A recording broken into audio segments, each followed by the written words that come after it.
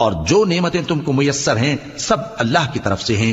پھر جب تم کو کوئی تکلیف پہنچتی ہے تو اسی کے آگے فریاد کرتے ہو. پھر جب وہ تم سے تکلیف کو دور کر دیتا ہے تو کچھ لوگ تم میں سے اللہ کے ساتھ شریک کرنے لگتے ہیں تاکہ جو نعمتیں ہم نے ان کو عطا فرمائی ہیں ان کی ناشکری کریں. تو مشرکو دنیا میں فائدے اٹھا لو، پھر ان قریب تم کو اس کا انجام معلوم ہو جائے گا. اور ہمارے دیے ہوئے مال میں سے ایسی چیزوں کا حصہ مقرر کرتے ہیں جن کو جانتے ہی نہیں.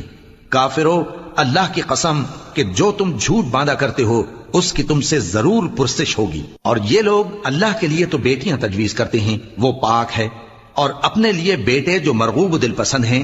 اور جب ان میں سے کسی کو بیٹی کے پیدا ہونے کی خبر ملتی ہے تو اس کا منہ غم کے سبب کالا پڑ جاتا ہے اور وہ اندر ہی اندر گھٹنے لگتا ہے.